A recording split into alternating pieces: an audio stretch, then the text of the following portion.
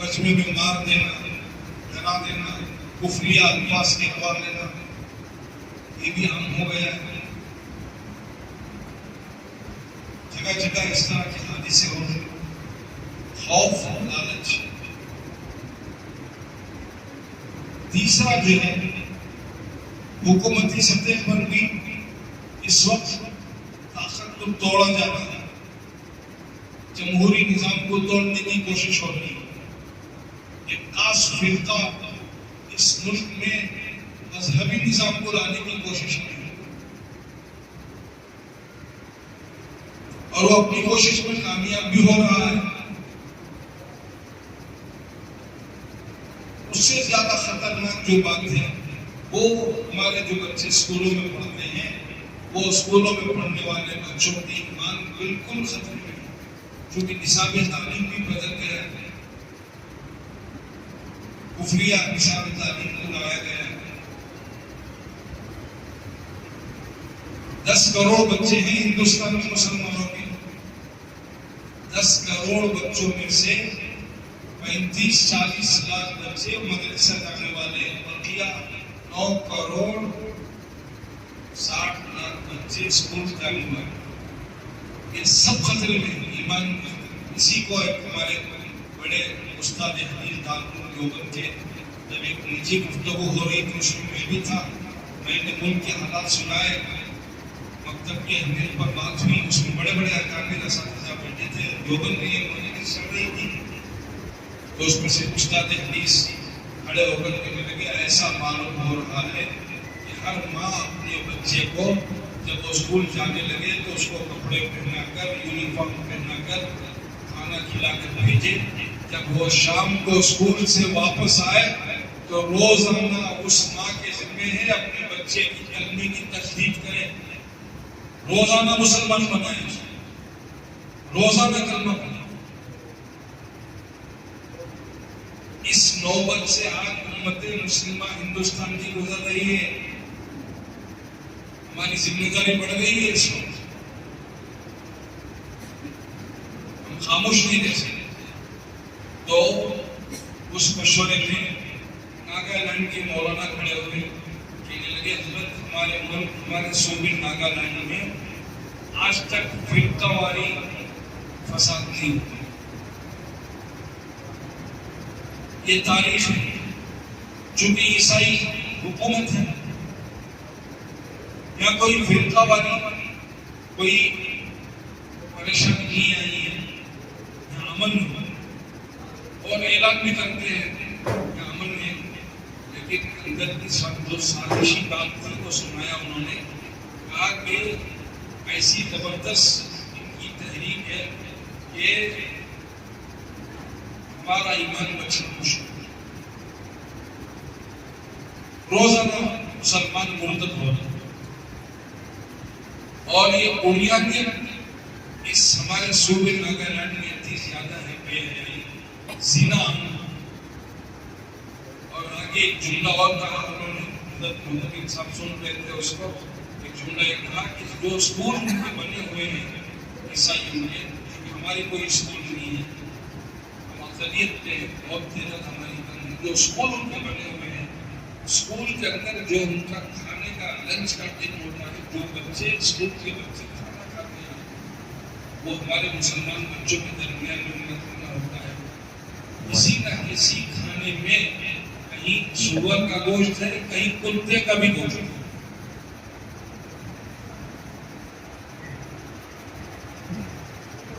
کبھی کبھی دوستی میں ہمارے بچوں کو بھی آفر ہے، ایسا برا ماحول ہے،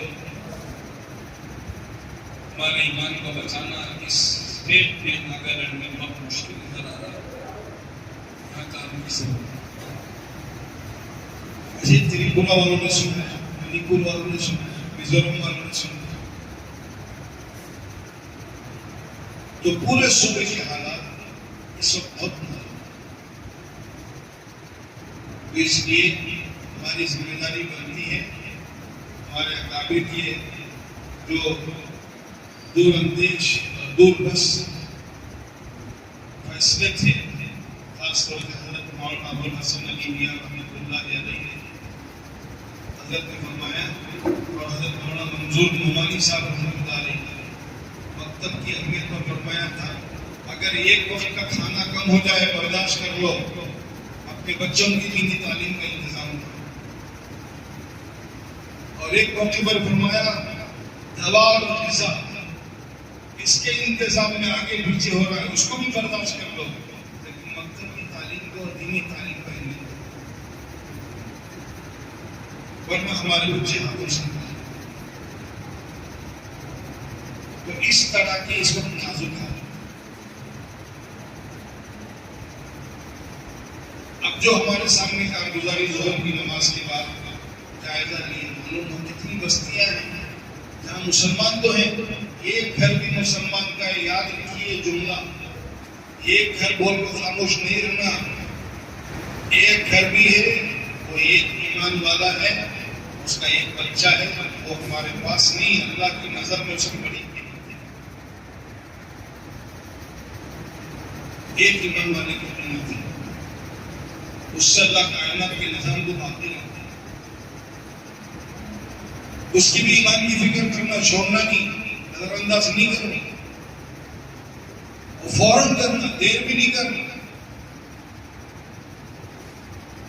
اب اس کا نظام ہے، روزانہ نہیں جا سکتے، ہفتے میں ایک دن جاؤ اس کے پاس، اس گاؤں کو جاؤ، اس مسلمان کے گھر کو جاؤ، ہفتے میں ایک دن جاؤ، ہفتے میں ایک دن بھی نہیں ہے، 15 دن میں جاؤ، لیکن جاؤ اس کے ایمان کی فکر کرو، اس کی تعلیم کا نظام بناؤ، اسے کلمہ نماز سکھاؤ۔ یہ ہمارے ذمہ ہے، ورنہ اللہ کے پاس ایک بہت بڑے عالم حضرت نے فرمایا تم چاہے مدرسے بنوا لو، حج پر حج کر لو، مدرسے بھی بنوائے ہیں، مسجد بھی بنوائے ہیں، حج پر حج کر رہے ہیں۔ آگے حضرت نے کہا اگر تمہاری موجودگی میں کوئی ایک مسلمان بھی مرتد ہو گیا، اللہ کے پاس تمہاری بخشش نہیں ہوگی۔ حاجی صاحب ہیں، مدرسے کے متولی ہیں، مسجد کے متولی ہیں، لیکن تمہاری کوشش سے، محنت سے اگر اس کا ایمان نہیں بچا، آپ خاموش رہے، دیکھتے رہے، تمہاری بخشش نہیں۔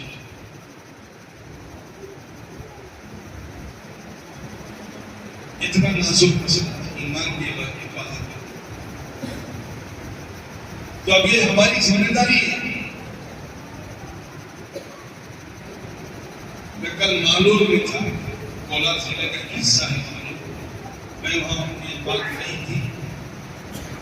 اللہ نے اس امت محمدیہ میں ہم کو پیدا کیا ہے، ہوا جتباکم کا جملہ ہے قرآن مجید میں، یہ امت چنی گئی امت، امت کا سلیکشن ہوا، چنی گئی امت۔ اجتبا کا جو لفظ ہے وہ انبیاء علیہ السلام کے لیے استعمال ہوا ہے قرآن میں، اس امت کے لیے بھی استعمال۔ تو مطلب یہ ہے کہ اس امت کے ہر فرد کی وہ صلاحیت ہے، تبھی تو اللہ نے چنا ہے، وہ قابلیت ہے، تبھی تو اللہ نے چنا ہے، قابل امت ہے۔ اگر آپ کوئی کہے میں نہیں کر سکتا تو جھوٹا ہے، جھوٹ بول رہا۔ اگر تیرے اندر صلاحیت نہیں ہوتی تو یہ امت میں پیدا بھی نہیں ہوتا تھا، جھوٹ بول۔ بلکہ بزرگ کہنے لگے اس امت کا گونگا بھی اتنی صلاحیت والا ہے، وہ بھی ہدایت کا سامان بن سکتا، دوسروں مکہ گونگا بھی ہدایت کا سامان بن سکتا۔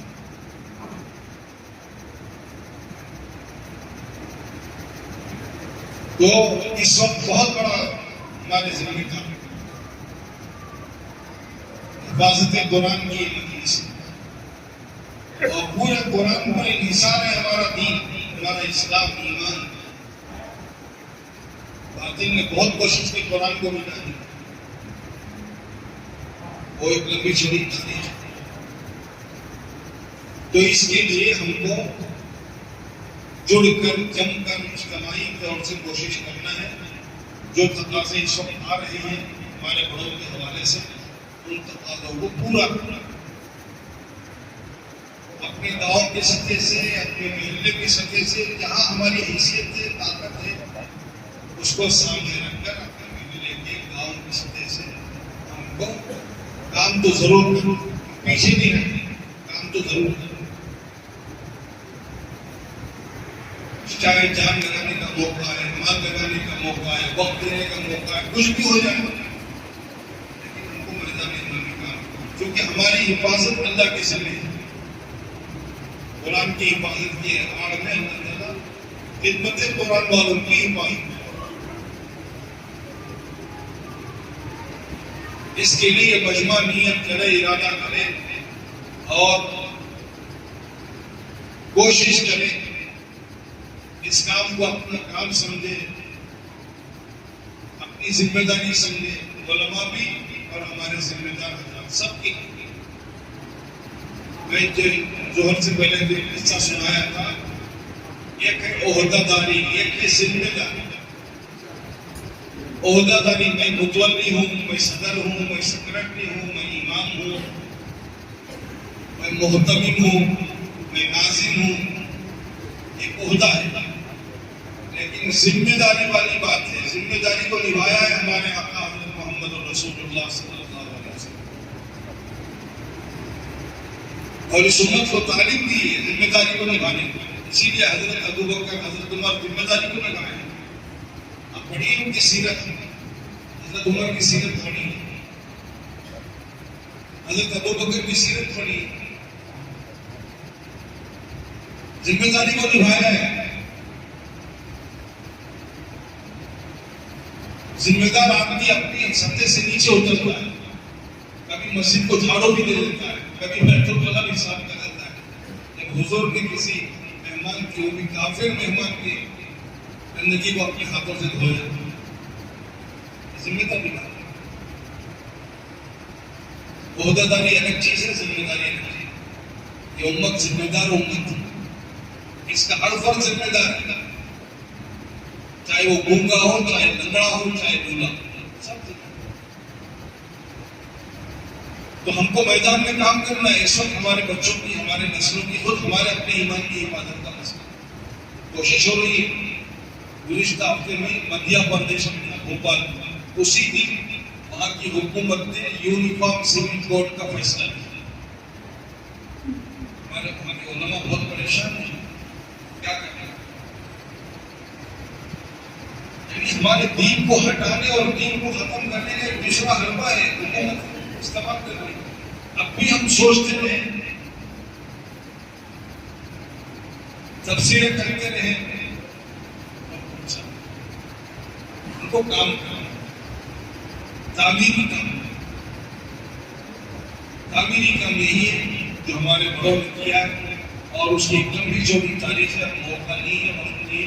ورنہ آپ کو میں روس کی تاریخ سناتا تھا، جہاں 70 سال تک اللہ کے نام پر پھانسی کی سزا تھی. 70 سال تک اللہ کا نام لینا جو پھانسی کی سزا تھی. روس ترکی میں بھی یہی حالات تھا. 30 سال تک مسجدیں بند ہو گئی، مدرسے بند ہو گئے، رسم الخط بدل دیا گیا. اسپین کے بھی یہی حالات تھا، جہاں 800 سال تک مسلمانوں کی حکومت تھی. سب پتہ اسلام کا تاریخ.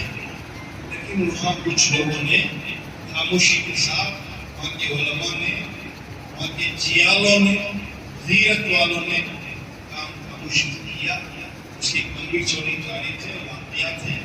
اس کی برکت سے الحمدللہ ہم ملکوں میں ایسے حالات میں اسلام پہنچا رہا، باقی رہا. اور پھر اللہ نے انقلاب کیا، ان کی محنت کی برکت سے اللہ نے انقلاب. تو ایسے ہی حالات اس ملک میں بنائے جا رہے ہیں. علماء کے ذمے بھی ہیں، ذمہ داروں کے ذمے بھی ہے. خاموشی کے ساتھ ہم کو کام کرنا ہے.